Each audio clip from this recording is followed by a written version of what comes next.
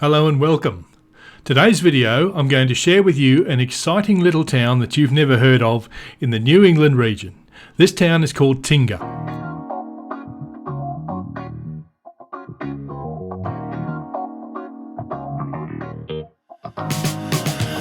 Now the Tingha area has a fascinating mining history and there's a lot to see here. Even though it's quite a small town now, it packed a big punch back in the day. So come with me and I'll show you what there is to learn all about the history of this fascinating New England town. The town of Tingha is nestled amongst some beautiful granite formations, and there's a lookout and reserve at the top of a hill where you can overview the whole town and see some of these granites for yourself. But the real key attraction of this town is the Wing Hing Long Museum.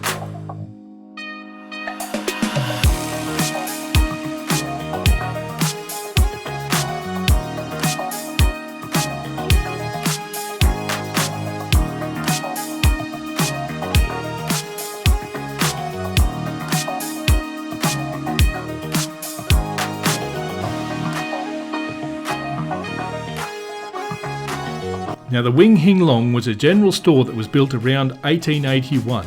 The first owner was a Chinese man named An Lin.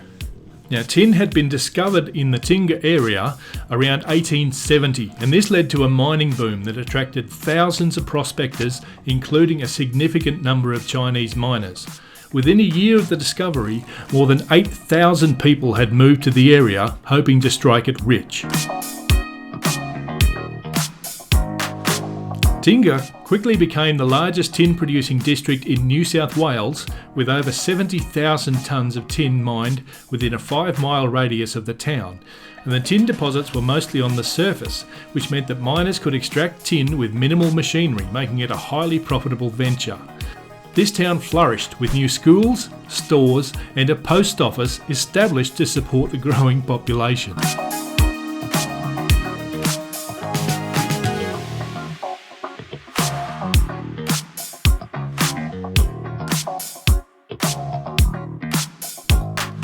Now you might be thinking this is just a ho-hum display, some old shop with a bunch of old mining relics, but no, it's so much more than that. It's a really authentic experience to come and visit this museum, and one of the things that really struck me was the amazing displays which highlight and showcase the Chinese heritage of the owners of this business. Now the business was owned by a wide array of different people over the many years that it was in operation, but they remained Chinese. And they maintained their Chinese heritage and were very involved in the local Chinese community. Now in Australia we have a pretty poor record of maintaining Chinese heritage and talking about and thinking about some of the things that went on back in those days. But this museum is a great opportunity just to see some of these items, to see a little bit about how some of the Chinese were able to come and really carve out a place for themselves and not just simply survive, but were cornerstones of the local community and were key employers for many local people, and I think that needs to be called out.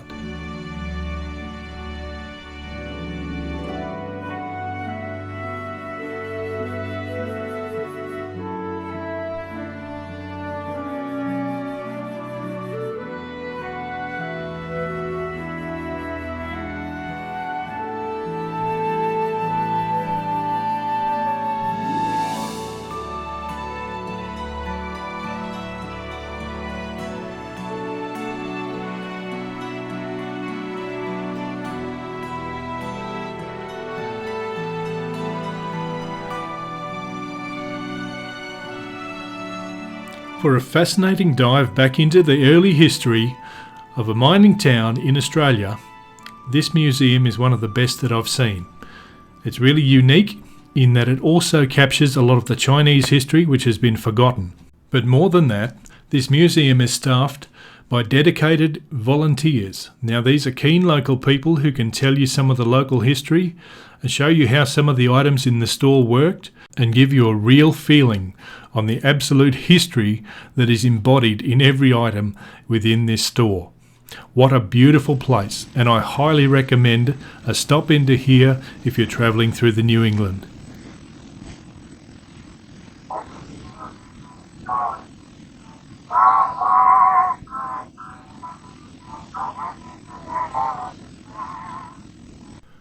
Now, I've only shown you a fraction of what's on display at the museum, and of course there's more to see in town if you have the time and the inclination, including a pub and a cafe and an antique store and a few other things. However, I'll let you explore those things for yourself. The thing I can tell you about Tingha is that all the people that I've met in the town or that came from the town are all very nice people. Now, I appreciate you watching my videos, and if you've enjoyed this one, I'd really appreciate if you'd hit that like button. If you've got anything to say or any comments you'd like to make, then feel free to leave me a comment below. I'd love to know what you think. Anyway, that's it for this time. I'll see you on the next one. Okay, bye-bye.